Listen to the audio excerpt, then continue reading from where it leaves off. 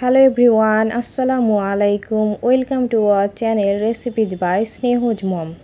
So viewers, আজকে আপনাদের সাথে শেয়ার করব নো ফেল কালো জাম মিষ্টি রেসিপি। যারা বারবার মিষ্টি রেসিপি ট্রাই করে ফেল হচ্ছেন তারা আজকে পেয়ে যাবেন পারফেক্ট একটি মিষ্টি রেসিপি। সো ভিডিওটা স্কিপ না করে পুরোটাই দেখবেন এবং চ্যানেলে যারা নতুন তারা সাবস্ক্রাইব করে পাশে থাকবেন। সো চলে যাচ্ছি মূল রেসিপিতে।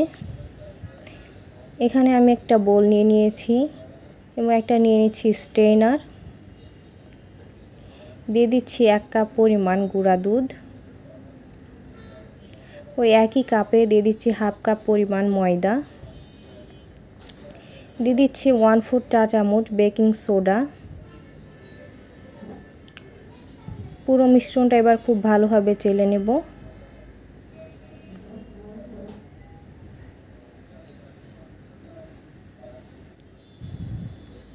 এবং চেলে নেওয়া এই বাড়তি অংশটা ফেলে দেব। নিয়ে নিচ্ছি 1 টেবিল চামচ ঘি। ঘিটা দিয়ে এবার মিশ্রণটা খুব ভালোভাবে মিশিয়ে নিব। হাত দিয়ে চেপে চেপে ভালোভাবে মিশিয়ে নেবেন।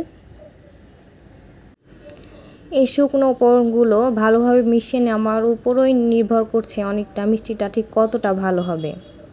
এই মিশ্রণটা যদি ভালোভাবে মিশিয়ে নেন তবে আপনি বুঝতেই পারবেন না যে আপনি গুঁড়ো দুধের মিষ্টি খাচ্ছেন, মনে হবে যে ছানার তৈরি মিষ্টি খাচ্ছেন। এই মিশ্রণটা মিশিয়ে নেওয়ার এক পর্যায়ে দেখবেন হাতে মুঠো করে আসলে এটা ঠিক এইরকম মুঠো করা যাবে। ঠিক এই পর্যায়ে বুঝবেন যে এটা মেখে নেওয়া হয়ে গেছে।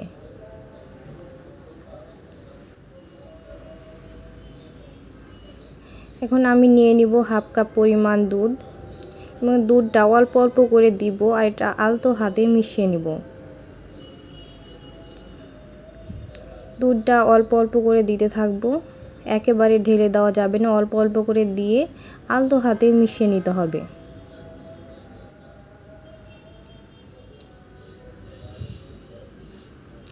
এই মিশ্রণটা ঠিক একটু মাখা মাখা টাইপের হবে, তবে সমস্যা নেই, এটা কিছুক্ষণ পর ঠিক হয়ে যাবে।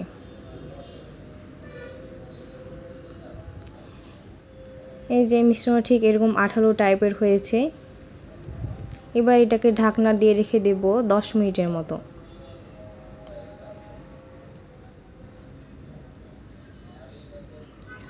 দশ মিনিট পর দেখুন এটার আঠালো ভাবটা আর একদম নেই।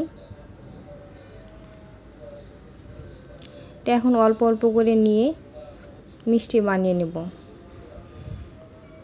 এভাবে হাতে ঘুরিয়ে ঘুরিয়ে আলতো হাতে মিষ্টিটা বানিয়ে নেব। এটা বেশি চাপা যাবে না আর মিষ্টিটা এমনভাবে বানাতে হবে যেন এর মধ্যে কোনো ক্র্যাক না থাকে। এই যে আমি এইরকমভাবে মিষ্টিগুলো বানিয়ে নিয়েছি। যে একই রকমভাবে আমার সবগুলো মিষ্টি বানানো হয়ে গেছে। আমি একটা প্যান নিয়ে নিয়েছি এবং প্যানটা হাই হিটে গরম করে নিয়েছি। এবার চুলার আঁচটা একদম লো করে তেল দিয়ে দিচ্ছি। এ পর্যায়ে চুলার আঁচটা একদম লো থাকবে। এই যে মিষ্টি একটা দিয়ে দিলাম, এখন দেখছেন কোনো প্রকার কিন্তু বাবল আসছে না। ঠিক এ পর্যায়ে আমি সবগুলো মিষ্টি দিয়ে দেব।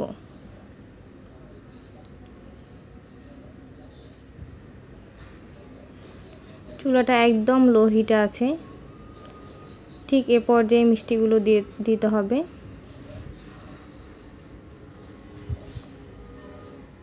মিষ্টিগুলো উপরে উঠে আসলে হাতলটা ধরে একটু নাড়িয়ে দেব। 5 মিনিট পর আমি এটাকে লো হিট থেকে মিডিয়াম হিটে দিয়েছি। ঠিক এই পর্যায়ে একটু মিষ্টিগুলো নাড়িয়ে দিব হালকা করে।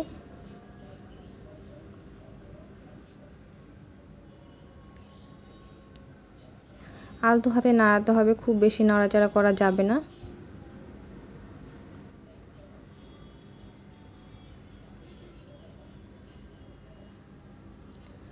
যখন একটা পাশ খুব ভালোভাবে হয়ে আসবে তখন আবার এটাকে উল্টে দিব।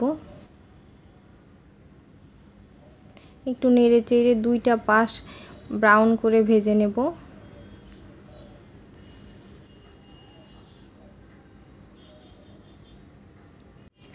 মিষ্টিগুলোর একটা পাশ খুব ব্রাউন কালার চলে এসেছে, ভালোভাবে উল্টে দিচ্ছি।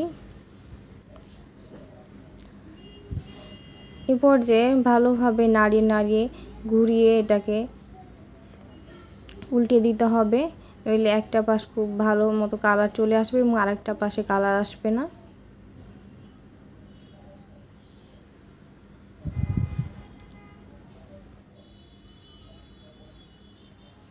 এ পর্যায়ে একটু বেশি নাড়তে হবে, নইলে একটা দিক হবে আরেকটা দিক কাঁচা থেকে যাবে।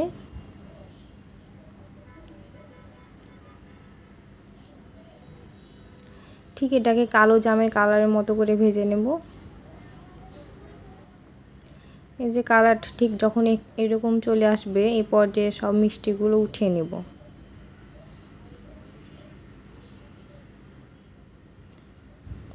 একে একে সব মিষ্টিগুলো উঠিয়ে নিচ্ছি।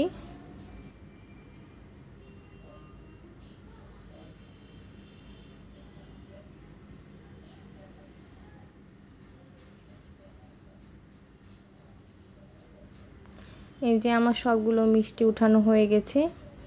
এবার চলে যাব শিরার প্রিপারেশানে। এখানে আমি নিয়ে এনেছি 3 কাপ পরিমাণ পানি এবং দিয়ে দিব 2 কাপ পরিমাণ চিনি। একটু ফুটে আসলে এখানে দিয়ে দিব হাফ চা চামচ লেবুর রস, যেন মিষ্টির রসটা একদম ক্লিয়ার থাকে।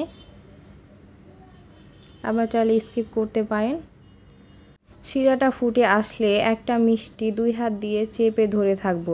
যদি ধরে থাকতে খুব একটা সমস্যা না হয়, বেশি গরম না লাগে, এ পর্যায়ে সব মিষ্টিগুলো দিয়ে এ পর্যায়ে আমি সবগুলো মিষ্টি দিয়ে দেব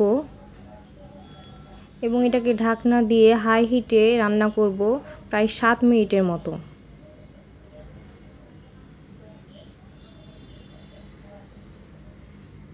সাত মিনিট পর ফিরে আসছি। মিষ্টিগুলো অনেকটাই রস টেনে নিয়েছে। পর্যায়ে চুলা আঁচটা বন্ধ করে এটা ঢাকনা দিয়ে রেখে দেব 30 মিনিটের মতো এবং মাঝে মধ্যে এসে এটাকে একটু নাড়িয়ে দেব, কিন্তু এটা ঢাকনা খোলা যাবে না। 30 মিনিট পর ফিরে আসছি। মিষ্টিগুলো দেখুন একদম রসের টইটুম্বুর হয়ে গেছে।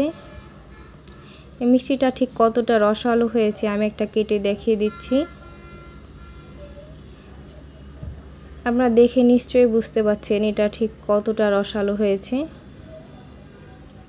রেসিপিটি ভালো লাগলে আপনারা বাসায় একবার অবশ্যই ট্রাই করবেন এবং চ্যানেলটি সাবস্ক্রাইব করে পাশে রইবেন।